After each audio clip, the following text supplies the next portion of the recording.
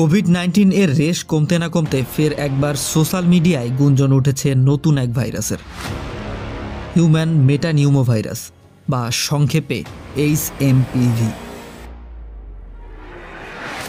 একটি চাইনিজ সংবাদ মাধ্যম গ্লোবাল টাইমসের মতে চীনের উত্তরাঞ্চলের বেইজিং শহর, চুয়াংকিং শহর এবং দক্ষিণাঞ্চলের গুয়াংডং শহরের হাসপাতালগুলোতে লাইন লেগেছে রোগীদের।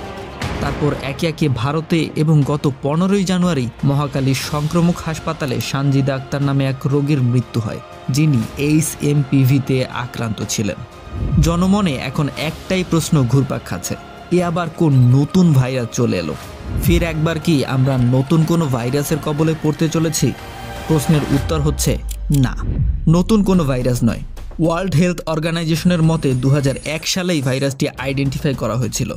তবে এত বছর পর এসে কেন হঠাৎ করেই ভাইরাসটি প্রকোপ ছড়াচ্ছে? ভাইরাসটি মানুষের জন্য ঠিক কতটা মারাত্মক এবং এর ফলে কোভিড-19 মতো পরিস্থিতি আবারও তৈরি হতে পারে কিনা, এই সব কিছু জানার চেষ্টা করব আজকের ভিডিওতে।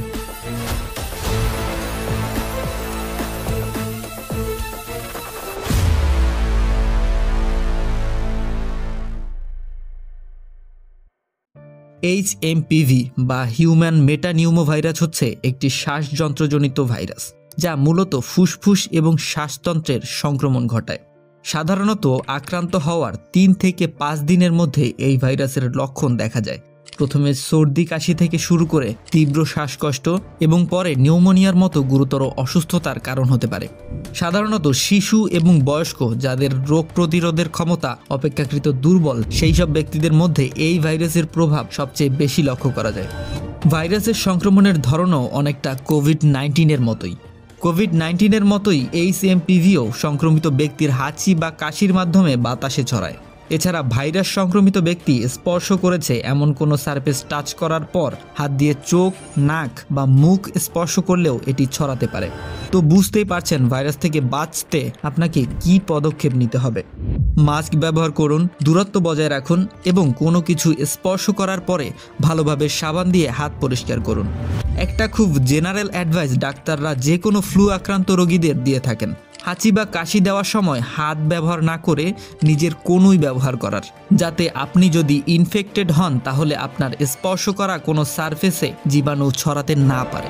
তবে এখানে আমাদের প্রশ্ন হচ্ছে, ভাইরাসটির উৎপত্তি কোথা থেকে হলো, কিংবা ভাইরাসটি আমাদের জন্য ঠিক কতটা মারাত্মক। 2001 সালে নেদারল্যান্ডসে ডক্টর বার্নার্ডেট জি ভ্যান্ডেন হুগেন এবং তার কলিগরা হাসপাতালে আসা 28 বাচ্চার চিকিৎসা করাকালে প্রথমবারের মতো HMP ভাইরাস শনাক্ত করেন।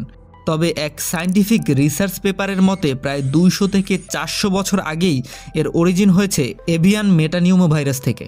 তখন এই ভাইরাস পাখিদের মধ্যে লক্ষ্য করা যেত এবং ধীরে ধীরে মিউটেট করে মানুষের মধ্যে ছড়িয়ে পড়েছে। তবে এখন এই ভাইরাস আর পাখিদের ইনফেক্ট করে না। গবেষণায় দেখা গেছে এটি প্যারা মাইক্রোভাইরাস পরিবারের অন্তর্ভুক্ত, অর্থাৎ সহজ ভাষায় সাধারণ ফ্লু বা সর্দি কাশিজনিত ভাইরাসের সঙ্গে একই গোত্রের অন্তর্ভুক্ত। বিশ্ব স্বাস্থ্য সংস্থার মতে শ্বাসযন্ত্রের সংক্রমণে আক্রান্ত শিশু এবং 5 বছরের কম বয়সী শিশুদের মধ্যে HMPV আক্রমণ একটি সাধারণ ঘটনা। গবেষণা মতে বিশ্বের শ্বাসকষ্টজনিত রোগে আক্রান্ত শিশুদের মধ্যে 10 থেকে 12% রোগী HMPV আক্রান্ত হয়ে থাকে। ইউনাইটেড স্টেটের 2010 এবং 12 সালের পাওয়া ডেটা মতে শ্বাসকষ্টজনিত রোগে আক্রান্ত 5 বছরের কম বয়সী বাচ্চাদের মধ্যে 15% বাচ্চা এবং 5 বছরের উপরে 8% বাচ্চাই HMPV আক্রান্ত হয়ে হসপিটালাইজড হয়। তো বুঝতেই পারছেন ঠিক কতটা কমন এই ভাইরাস। অধ্যাপক ডাক্তার সাইদুর রহমানের মতে HMPV-তে আক্রান্ত হয়ে মৃত্যুর ঘটনা অত্যন্ত বিরল। এটা হচ্ছে HMPV-র কারণে মৃত্যু হওয়ার ঘটনাটি বিরল।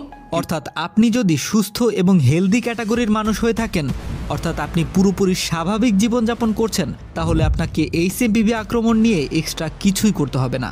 সচেতন থাকুন, বাসায় রেস্ট নিন, সাধারণত 5 থেকে 7 দিনেই হয়তো আপনি সুস্থ হয়ে উঠবেন। কিন্তু যদি আপনার শ্বাসকষ্টজনিত বা অন্য কোনো রোগ থেকে থাকে তাহলে অবশ্যই চিকিৎসকের পরামর্শ নেবেন। তবে এই রোগে মৃত্যুর সংখ্যা যদি আন্দাজ করতে হয় তাহলে লক্ষ্য করুন 2018 সালে HMPV আক্রান্ত হয়ে মোট 16,000 মৃত্যু হয়েছে, যার মধ্যে 64% রোগীর বয়স ছিল 6 মাসের কম। এবং তাদের মতে 1 বছরের কম বয়সী বাচ্চারা সবচেয়ে বেশি ঝুঁকিতে রয়েছে এইচএমপি ভাইরাসের। তবে পূর্ণবয়স্কদের মধ্যে এর ঝুঁকি নেই বললেই চলে। বাংলাদেশের নিউজ চ্যানেলগুলোতে দেখানো সানজিদা আক্তার, যার মৃত্যু এইচএমপিভি আক্রমণের কারণে হয়েছে বলে বলা হচ্ছে, তিনি শ্বাসযন্ত্রের অন্যান্য রোগে আক্রান্ত ছিলেন। উনি আসলে ক্লেবশিয়েলা দিয়ে সেপসিস ডেভেলপ করার পরে সেপসিসের কারণে মাল্টি অর্গান ফেলিয়ার হয়ে মৃত্যুবরণ করেছেন। তো মিডিয়ায় দেখানো কোনো খবর শুনে প্যানিক না করে অবশ্যই প্রথমে যাচাই করে নেবেন এর সত্যতা ঠিক কতটা। অধ্যাপক ডক্টর তাহমিনা শিরিনের মতে, অন্যান্য সাধারণ কোল্ডের মতোই বাংলাদেশে এইচএমপিভির অস্তিত্ব অনেক আগে থেকেই রয়েছে। সম্প্রতি চীনের উত্তরাঞ্চলে এইচএমপিভি সংক্রমণের সংখ্যা বৃদ্ধি পেয়েছে। তবে বিশ্ব স্বাস্থ্য সংস্থা জানিয়েছে এই সংক্রমণের পরিমাণ এখনও মৌসুমী সীমার মধ্যেই রয়েছে। চীন ছাড়াও জাপান এবং মালয়েশিয়াতেও মৌসুমী এই ভাইরাসের সংক্রমণের রিপোর্ট রয়েছে, তবে তা তেমন গুরুতর নয়। অতএব এই ভাইরাস নিয়ে অতিরিক্ত উদ্বেগের কোনো প্রয়োজনই নেই। তবে প্রতিরোধমূলক ব্যবস্থা অবশ্যই গ্রহণ করা উচিত। এ বিষয়ে আপনার কি মতামত অবশ্যই জানাবেন কমেন্ট বক্সে। জনগণকে সচেতন করা এবং স্বাস্থ্য নির্দেশনা মেনে চলাই এই ভাইরাসের প্রাদুর্ভাব রোধ করার জন্য সবচেয়ে কার্যকর উপায়।